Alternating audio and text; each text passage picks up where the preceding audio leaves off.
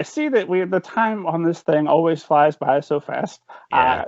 And I know we're right at the end of it. I've got 2 questions for you, and we'll call it a night. That sound fair? Sure.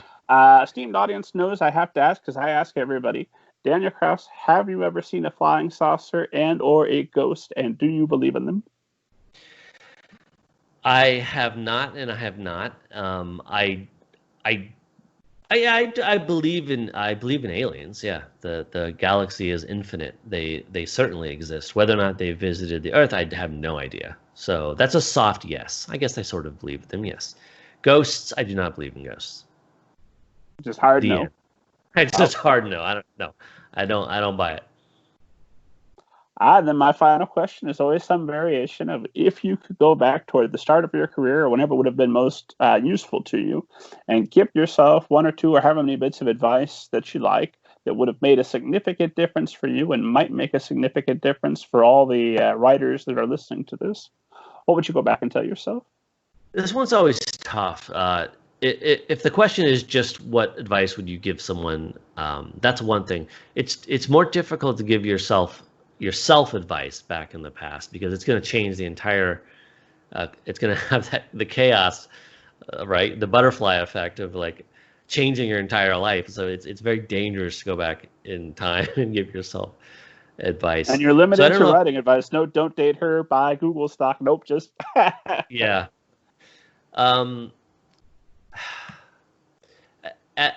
Because we're running out of time, I'm going to slightly dodge that, because I just don't think I would give myself any different advice. But I can use something that was helpful to me back then and pass that on. And that's advice that I think is somewhat interesting, because it runs counter to a lot of advice that I hear people give young writers.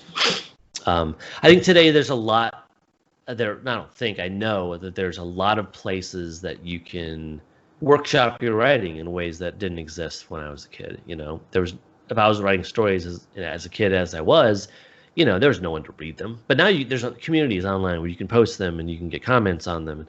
And I think generally those are all positive things. But I will say that not having an audience for my writing throughout my entire childhood, started writing maybe in 1st grade and went on and never stopped.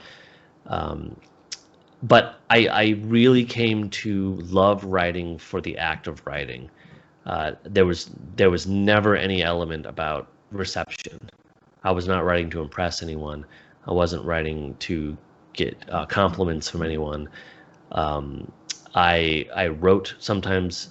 I wrote constantly, and eventually, by middle school, I was writing novella-length things. By high school, I was writing full novels, and all of them went directly into the drawer, and I felt great about that. I wasn't hungering for feedback, and I think that really has helped me in my career, because I'm not. What's exciting to me is writing the book. A release of a book is far, far less exciting. I don't get overly excited about the release of a book. It's almost an inconvenience, because it's like, I got to go back and deal with that book now. But I love writing, and I think all that time spent in isolation helped me create a unique viewpoint and a craft. And so I think, although I don't want to tell young writers to not share what they're writing, because I think there's a lot of value in that.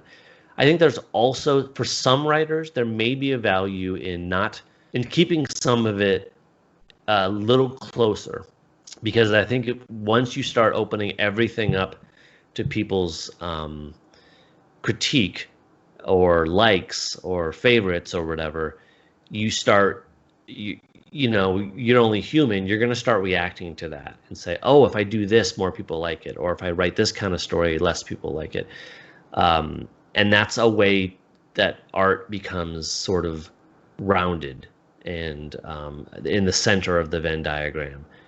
I think art at its most potent is when it's at the edges and hasn't been voted on and isn't safe and is going to appeal to a thinner razor of people. That's the art that changes the world, and that's the art that I think changes people.